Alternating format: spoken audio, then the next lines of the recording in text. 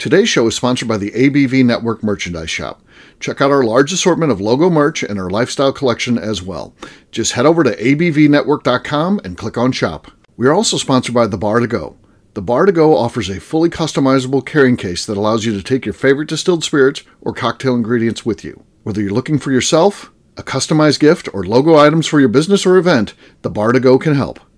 Check them out at thebartogo.com. Use the number 2 when you type out The Bar to Go.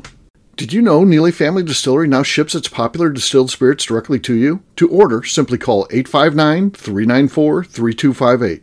Tell them the ABV Network sent you. Finally, we are sponsored by the upcoming ABV Barrel Shop, a new liquor store experience coming to St. Louis, Missouri. The ABV Barrel Shop will serve as home to the ABV Network and will be owned and operated by Steve Akeley, Jim Fosnot, and Scott Creighton, aka the Barrel Buddies. To learn more about the investment opportunities in this new venture, listen to the ad at the end of this podcast. And now, on to the show. Let's drink!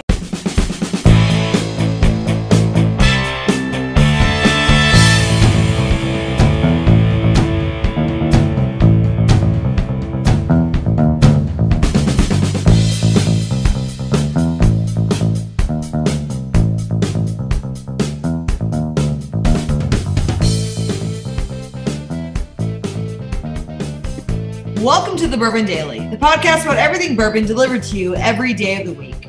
Today on the show, we mailed in for show 1968 because it's the greatest year in the history of the world. Yeah.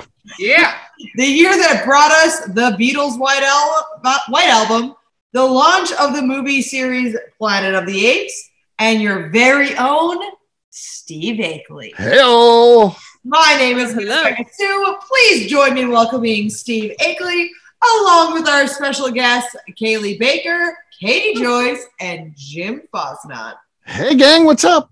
How we doing? Good. Hello. Yes. I feel like a subject matter expert here, the only one that can talk about 1968. This was before anybody else here on the show. Today, I'd have to get Luke Otero maybe, and we could talk about 68. But yes, we'll get to whatever the show is. We're not even going to talk about 68. We're mailing it in so we can talk about whatever we want. Matter of fact, Cailee was talking about some hangover cure she's got, where you just use a dropper full of it, and it makes you all better. So, what is this secret thing that you've got that you just use a dropper full of? It's just a dropper full. Just a dropper full all you need. No, so I heard my maid of honor dropper full more than this today. I've ever heard it in my life. Just a dropper full. Just a dropper full is all you need. Does Danny Kennard know about this? And he needs to. If he doesn't, I might call him tomorrow and just inform him about this product. But no, this was a gift of mine from my maid of honor for my wedding, Jessie. She knows from experience that I am a heavy drinker, she was my first roommate, random roommate actually in college, my freshman year. So back in 2012. So she knows that I can drink, and she knows that I've gotten better in my drinking throughout the years. And this year she decided to gift me some liver juice. And we used this actually at my just as rubberful. Yeah, just liver juice. We used it at my bachelorette party in Chattanooga. That's where we grew up, or that's where we went to college together. So we went to Chattanooga and we had some liver juice. And honestly, it sounds crazy. Like that's not something you actually want to drink. Like liver juice. It's not something that you say like, "Hey, let me give you some liver juice," and you're like, "Yeah, let's drink it. It sounds great." No, it doesn't sound that great. But I have personally drank this and had a damn good night, and the next morning have felt much less bad than I normally feel. There you go. Much less bad. I feel like much less bad is the perfect phrase. Yeah. I feel much less bad. All anti-hangover cures, much less bad is absolutely perfect because you're still gonna feel like shit. You still drink too much. Yeah, but much less bad is so just a dropper full will make you feel much less bad. It seems like a dropper full will make you feel better. But it sounds like a new Neely single barrel. All it says single barrel liver juice. I will say they have some crazy claims on their website. We're reading some of them already, but the very last list, the item they have on their list of health benefits is that it supports a healthy response to stress by lessening anger and frustration. So if you're an angry drunk, you should take some liver juice. Yeah. Apparently this is going to help. It's good for you. Yeah. Hey, I feel like, Beka, if you guys ever do a Neely family single barrel, you should call it Baker Juice and just tell the story. God. It's a little dirty. Yeah. Yeah, they're trying to sell the product here. Say that. Yeah, it's Baker Juice. Oh, God. I mean, it's better than liver juice. Like, you don't actually want to drink this stuff. Just a dropperful. Just a dropperful is all it takes.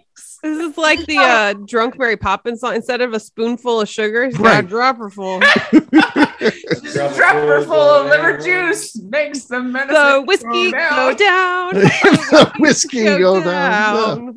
Yeah, I think this works. So yeah, I'm definitely gonna buy it just for entertainment purposes. Are you really gonna buy this? Like there's this, which is I will personally endorse this as endorse it. I will endorse it. I think you need to endorse it. Like Freddie Mills. Yes, endorse it. Not outdoors it. Only indoors it. But I think there's other things out there like this that you may be able to use. Like I've been to little gas stations and stuff. That's like there's this morning recovery little shot. Like 3.5 ounce shot. They put it right by the cash register. So that's like an impulse buy they're trying to get. Yeah, exactly. And like the goodies, that stuff doesn't work. Powder and things like that. Like this past New Year's, I went to a random gas station on our way back down to Chattanooga for the New Year's, and I bought a goodies powder, hangover powder, and it was actually not bad. Like, goodies normally taste like you want to just like kill yourself. Like it's absolutely horrible and you just want to die in the moment. But like this hangover powder version of the goodies is not that bad. It actually tastes like berry. It's something you can actually like handle at the moment. So there's lots of things other than the liver juice, but much less bad. Yeah. But I think the liver juice is not bad. It just tastes like you're drinking an extra mineralized water. I drink mineral water on purpose, so I feel like it can't be that bad. Like, Katie might like it. Clint extra mineralized water. He tasted it and he was like, it just tastes like normal water. Okay. But like a little more. Let's turn this over to Katie for just a second. Now, Katie, let's act like we're a group of your other friends that you don't podcast with or anything. And now you've started drinking this liver juice. Explain to us, based on what you've learned here tonight, how you would explain it to your new friends, because they're going to have questions. Like, what do you got there? Well, you see, liver juice is a superb herbs blend. That's really just going to provide you with various health benefits. There are similar products on the market like Liver Love, Vita Liver, just Natural Craft Liver. I'm kind of questioning their choice in terms there. Also Liver Detox, but we all know that liver juice. I mean, how much do you have to take?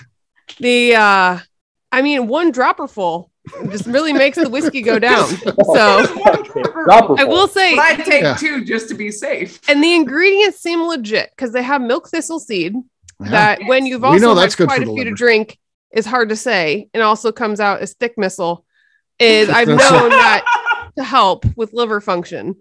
And so I'm seeing some ingredients here that are popular in the other anti-hangover pills. So I mean, they've got just enough information here. There's a Blupurium root, fresh turmeric root, dandelion root, burdock root, lots of roots. I'm not sure root beer is on the list, but they still are getting my vote that they threw out enough things you can find in dirt that I feel like it's legitimate. Okay, there you go. Yeah, I will say that there's also an article on Drink Me magazine, Lifestyle Through the Glass, about the 5 best anti-hangover pills. Does it make the list? I feel like the only endorsement you need is from me, the top industry bourbon drinker. That's true. That takes this when I have a podcast such as this, and I endorses it the next morning. Yeah. I endorse it. I endorse it just like I needed that like last weekend. I was at a friend's wedding in Pittsburgh. And I woke up feeling something horrible. And so I was scavenging the 7-Eleven trying to find something to help. I end up with like a Pedialyte brand electrolyte drink. And then they had this package of vitamins that was really like, it was like a full handful of vitamins. I was like, I don't even care that I have to swallow 17 pills right now. I just need something me to help with this. And I don't think it worked that well. So I feel like liver juice would help better. Although I have heard of, I've had a Cheers brand before. And then I recently actually got a gift of some anti-hangover pills from a friend of mine who's a nurse. So I feel like if a nurse is gifting them, it has to be pretty legitimate. Right. I think the best thing for a hangover, omelet made with chorizo. That grease in there just soaks up the poison. Oh, you're fine. I feel like grease is absolutely necessary. Yeah. Oh, yeah. Yeah. Some Waffle House. Do you agree with that, Jim? The next morning. Biscuits and gravy. I mean, grease helps out. I can't do too much lactose though. I got to stick to grease, but not lactose. Personally. Okay. Back in the 90s is Quaaludes, but you can't get those anymore. So now I go to biscuits and gravy. There you go. All right. Well, guess what, gang? It is time to drink as we celebrate 1968. What is everyone drinking? Let's start with Cailee. She's opening the bottle. This is a brand new bottle. We'll come back. Yeah, this is a brand new bottle. So when me and Clint, which he doesn't like me calling him Clint, his name is Babe. But me and my husband. Can I call him Clint? I hope. Hold on. I feel like we should go to a group vote here. If he doesn't like Clint, then I feel like the rest of us should come up with the new name. A new name, like yeah. Babe should not be the answer. No, Babe is not the answer. Hey, Babe. Hey, Babe. Yeah. So, but we were in Gatlinburg for our little mini moon back in June, and we picked out a single barrel whiskey for our wedding, and it was a 113 proof. And then we went to King's Family Distillery, and they had this single barrel. It's terrible lighting here, but it's we can't really see it. I was going to say the whiskey was terrible. It's terrible, but I'm no. It's terrible lighting. No, it's great whiskey, but it's actually a 113 proof. It's a pinstripe label. Family. So the same proof that we chose our single barrel for our wedding, but it's a bourbon whiskey popcorn mash bill. So they actually took popcorn and made that's cool. A bourbon mash bill. I like that. So I like that. Sounds creative. I'd try that. We really just chose it because it was the same proof as our single barrel. All right, let's see what we got here. Here we go. Okay, decent. Could be enough. We'll see. Katie, you're next. Yes. Okay, I have a bottle of Nulu, and this is a single barrel select. This was my Secret Santa gift from Jeremy Shell, and I'm absolutely loving this bottle. So. Okay, cool. Okay, there you go. That's actually the lead. You took it over. I said that the Secret Santa thing was cool. We're going to do that again. That was really good. It was so cool. And it gave me a candle as well that I've been burning like every single day in my house. Like it ended up awesome. Yeah, worked out really well. Miss Beka Sue, what do you got? I've got some Rolling Fork rum. This is distilled in Jamaica. It is 13 years old. Okay. Also, unfortunately, looks like I wrote this label, which is that is unfortunate. Not a very good penmanship, no. All right, here we go. Okay. Not enough. Cute. Katie's got the lead. I've got the Hard Truth, their new product, their sweet mash rye. First thing that they've ever put out that they distilled themselves. So here we go. I love that name. Yeah, it's cool. Very quiet on the cork. It's that all natural cork. Not a whole lot there. I've already opened it, so not a lot going on there. Jim, you're last but not least. Katie has the lead. It'll be tough. I've got a Still 630, Bill 266. Not much of a cork pop usually these, but let's see what happens. Okay, sloshy, not decent pop, but not enough to take over Katie. Katie gets that. So there you go, Katie. Cheers. Woohoo! Cheers. Ding. Seems like Katie won more than her share this time around. I don't know. And that wasn't even a new bottle. That was a used bottle, I would say. I feel like I'm cheating if I show up to a night with all new bottles. Yeah, well, Jim's wife doesn't feel that way. She shows up with all new bottles. All new bottle of my night. So yeah. All right. 2-2 with her and I this week or tonight. Yeah. So she'll what she usually spend, Jim? Like 140 per show. Yeah, that's a lot. I get in trouble when I talk about it anymore. Oh, you're not supposed to talk about it. All right. We'll take a quick break, and then when we come back, we're mailing it in so we can talk about whatever we want. We'll do that in just a few.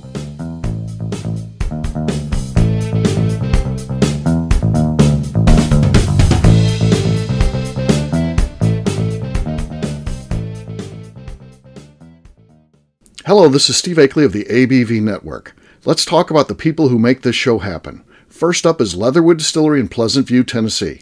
Company founder Andy Lang started distilling as a hobby while serving his country as an elite Green Beret. Andy distilled all over the world during his time in the military and brought this passion back to him in the U.S. when he returned home.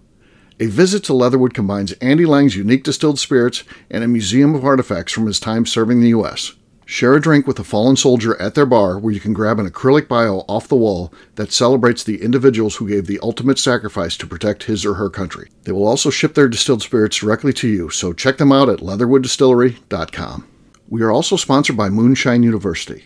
This longtime partner for the ABV Network helps educate individuals looking to get into the distilled spirits business, service industry employees looking to expand their knowledge, and individuals simply wanting to know more about the process and history of the spirits industry. In 2017, I completed my Executive Bourbon Steward certification at Moonshine University, and it's something I continuously draw upon and connect with fellow graduates. Check out their full listing of classes, including Executive Bourbon Steward certification, production classes, and more at moonshineuniversity.com. Okay, let's talk about Neely Family Distillery. In 2018, I met Royce Neely at an industry event. He started appearing on our shows, and we became friends during my frequent visits to Kentucky. Today, he's leading the way for young distillers making their mark on the bourbon industry. A visit to Neely Family Distillery combines family history, a look at what makes their products unique, and of course a tasting through their whiskeys, moonshines, and creams. Check them out at neelyfamilydistillery.com and visit them in Sparta, Kentucky. All right, back to the show.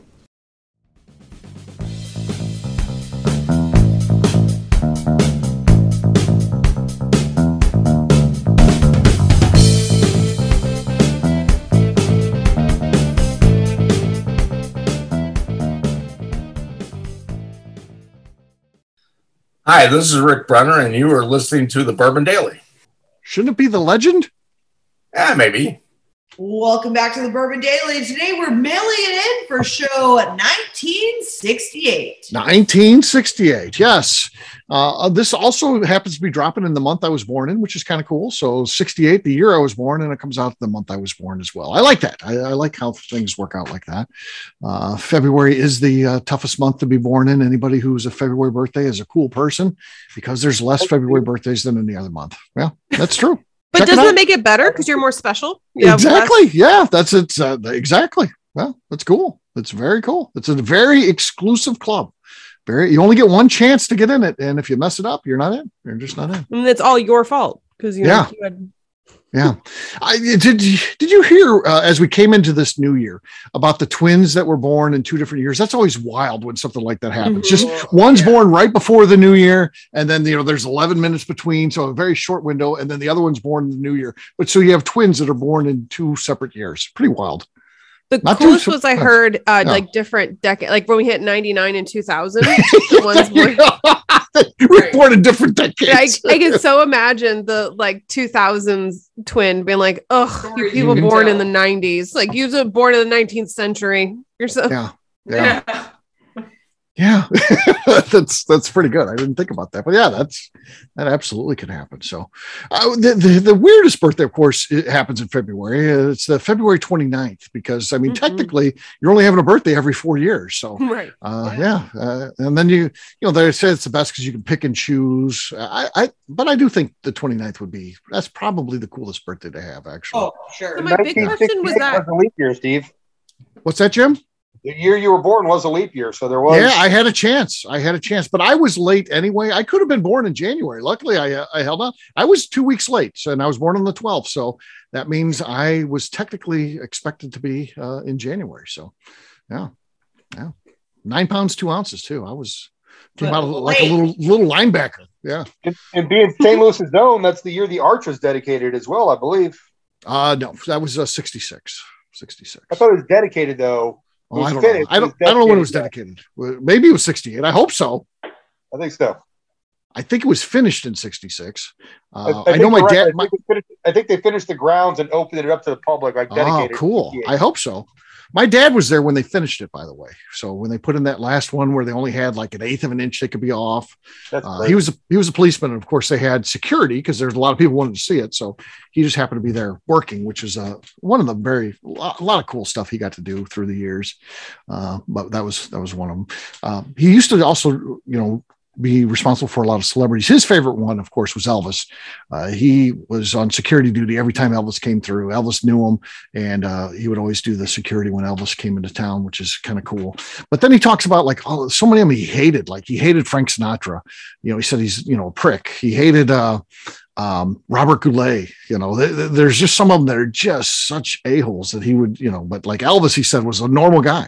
They would come in and they talk football or whatever, and he loved Elvis. And, so that was a cool story. And famously, this is one of the coolest things ever too. I don't know if I've talked about this on the show before, but I think the guy's name was Cailee. So Elvis, of course, was into karate, but his karate instructor was also his official photographer that would take all the official Elvis photos that they would use. And my dad, after a concert, and Elvis was already gone, he'd leave immediately. His security team would take him, and that's where Elvis has left the building. That's literally how it went down. But his whole team gets out of there, and my dad goes backstage and finds a case, and he opens it up, and there's a camera in there and all these rolls of film and stuff like that. There was all the photos from an entire tour. And my dad called down to the Colonel Parker. He didn't have Elvis's phone number, but he had Colonel Parker's because that's who paid the St. Louis City for the security. And he called Colonel Parker and he gave him their address and told my dad he'd send him a check for the postage. He never sent him a check for the postage. And so he covered the postage, but sent him back that camera. And what would that be worth now? God, yeah. All those photos, exclusive photos of Elvis that people had never seen. If I had it right now and I was like, guess what? I inherited this, and these are photos of Elvis from the tour of whatever year that was. I think I'd be a millionaire. Yeah. I would agree. Mm-hmm. Yeah, I think it would be worth 100,000 there. Yeah, it'd be a lot of money. I mean, Elvis and roll after roll of exclusive footage behind the scenes, not like someone out in the crowd. This is, Elvis access to, I think it would be worth unbelievable. Yeah. Very, very cool stuff. So, and my dad always, his partner on the police force was a guy by the name of Tom Fassler. And Tom Fassler got hurt one time as a show ended. And this is funny too. Tom Jones, who they also like Tom Jones, by the way. Tom Jones was apparently a good guy. But as the lights went out, the lights like totally go out. And no like stage light or anything like that. And he was on the stage and he stepped off the stage and hurt his leg at a Tom Jones concert, being part of the security team there. Yeah, that's true. Wow. Yeah, Tom Jones.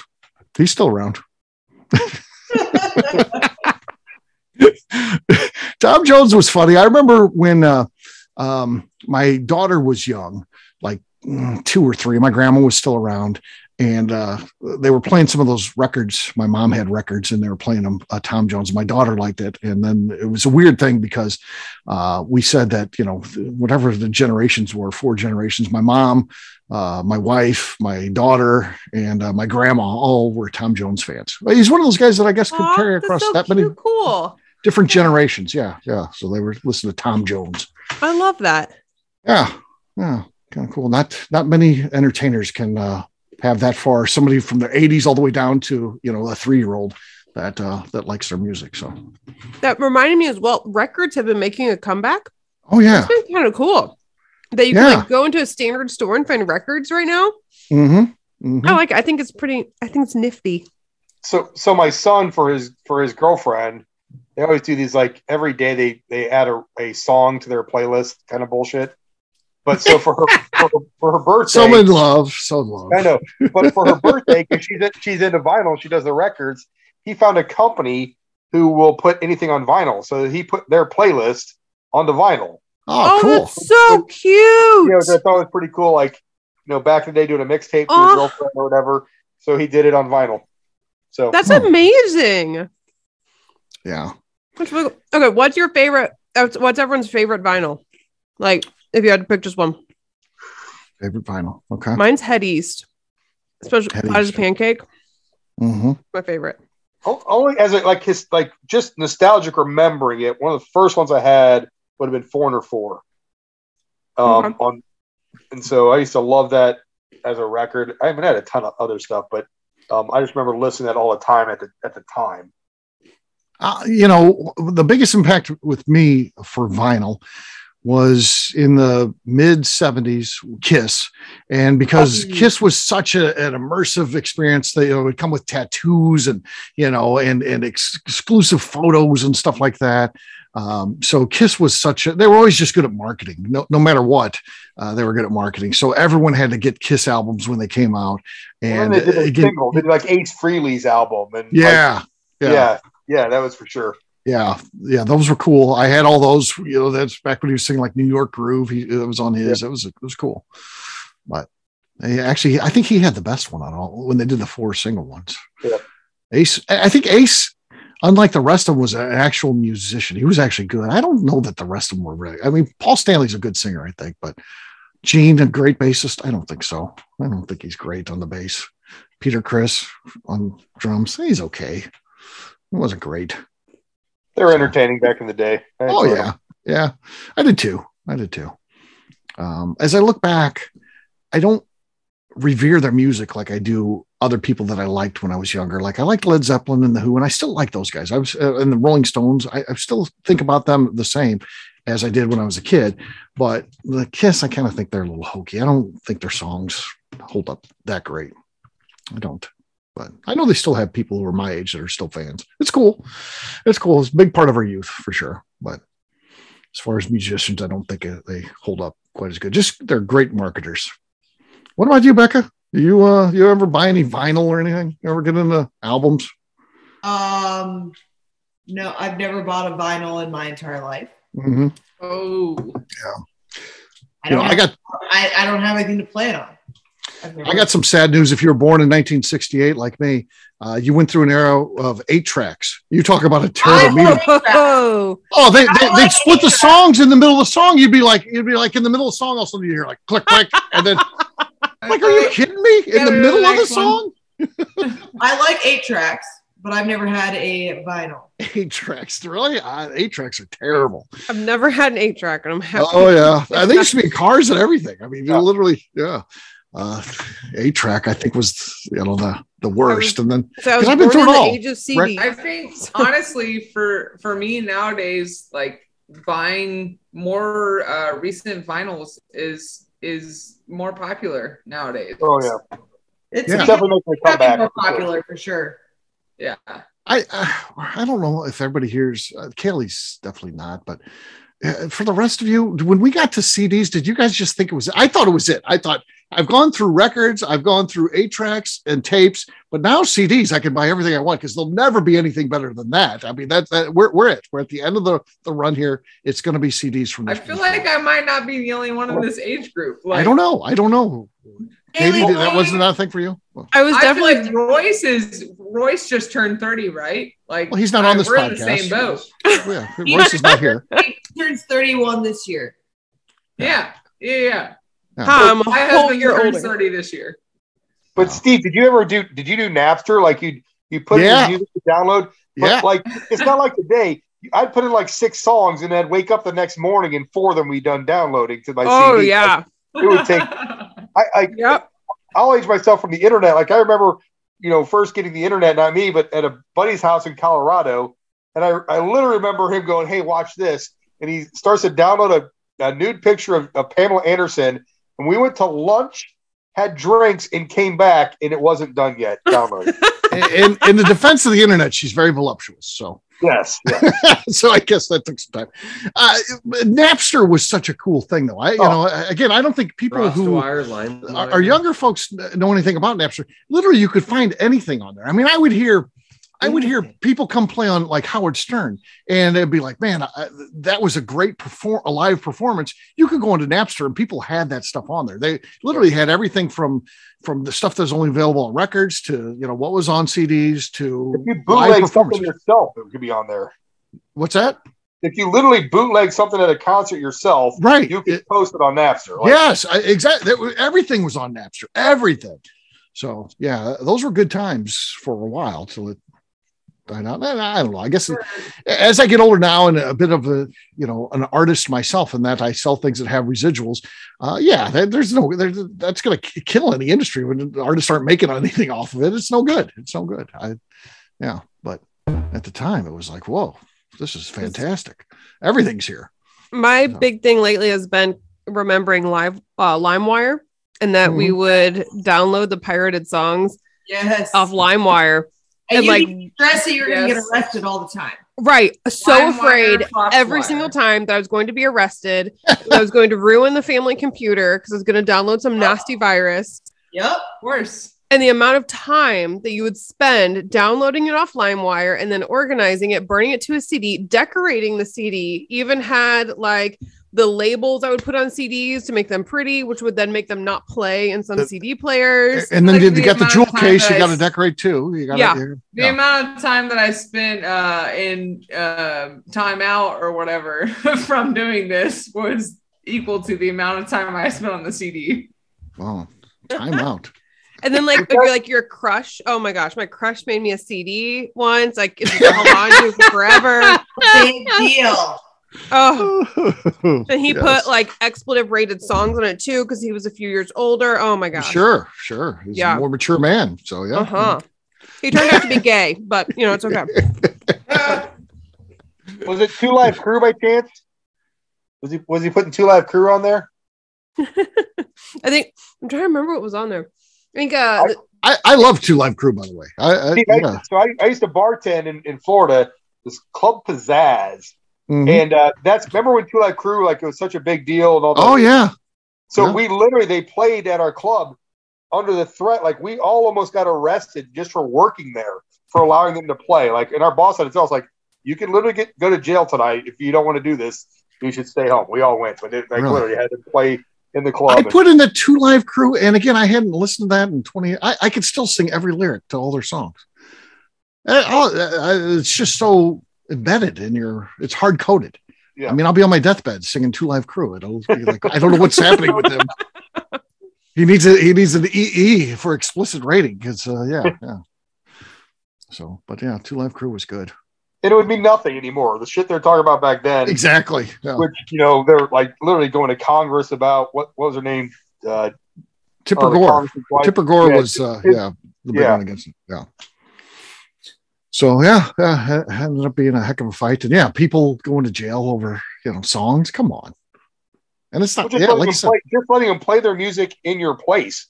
People getting arrested for that's literally what happened with us. Yeah, crazy. And Florida was kind of at the center of all that too. We had a lot of those kind of groups come through there back then. Yeah, well, there you go. There's 1968 for you. So we'll celebrate everyone's birthday a year as the shows come up. I guess it'll be a while. That's a great idea. I like it. None of that was from 1968, by the way. Well, some of it was maybe. The White Album. Yeah, a couple of the Nations we missed that year. Yeah, I talked about how people had 8-tracks that were born in 68. Yeah. Yeah, that's true. Yeah. So all my experiences, Kiss, I was right at that perfect age for Kiss, probably in about 4th grade when they started hitting it big. So cool. All right. We'll wrap this one up as we always do by talking about where people can find us. Cailee, we'll start with you. Where can people find you? You can find me on Instagram at Cailee O. Baker and at the Bourbon Bakers. And having a dropper full. And you can have just a dropper full and it'll help. Katie, how about you? Into is a dropper full. Dropper full. Well, you can soon find me trying this dropper full because I just ordered delivered to someone. Really? Recording this podcast. Wow. We'll really see how it goes tomorrow when I have to go. Yeah, we'll see. He's gonna message tomorrow, be like, it didn't fucking work. Yeah, I'm gonna call her office tomorrow. I'm gonna call the distillery and be like, "Is Cailee there? Oh, she didn't make it in today." Yeah. No. No. Color me shocked. I'm gonna be at the Bourbon Steward class tomorrow. Yeah. So you call on Tuesday, just see if I made it back from Louisville. I'll call Colin tomorrow. I'll call your instructor. Yeah, there you go. Call Colin Blake. Tell him how I'm just drunk the night before and I'm waiting for the class. I'll send him the show as soon as we get off. All right. Jim, how about you? Where can people find you? You can find me on Facebook at Jim Fosnot or on Instagram at FozJim, FAZZJIM. All right, Miss Beka Sue. You can find me on Twitter and on Instagram at Miss Beka Sue, 1K, no C's. All right, for me, I'm an easy guy to find. I'm at Steve Akeley on Twitter, Instagram, or Facebook. I've got a website, steveakeley.com. We've also got a company website. That thing's abvnetwork.com. Check it out because everything that we do is out there. Previous shows, blogs, the shop, so much more, abvnetwork.com. Miss Beka Sue, anything else to say before we get out of here? I'd just like to remind the audience to please give us a 5-star review that includes comments. It helps when people find the show, which is very important to us. If you like what we're doing, we ask you please visit our Patreon page at patreon.com/the ABV Network. All right, great job today, gang fartings. We'll have a brand new show for you tomorrow. Looking forward to that. Until then, take care, everybody. See ya. Bye. Bye. Bye-bye. See you later. Bye. Peace.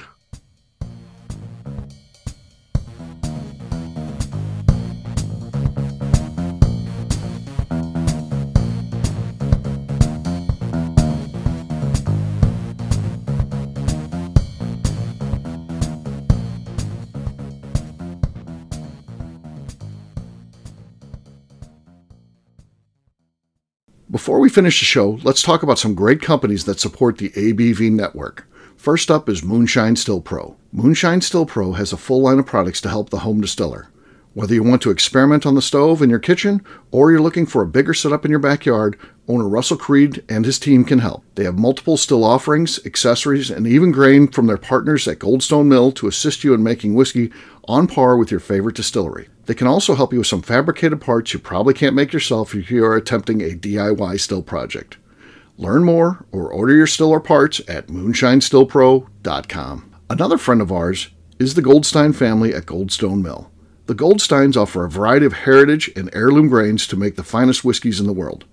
Plus, they are more than just a grain company. They are truly consultants to make sure the grains they are providing to you or your business meet your highest expectations.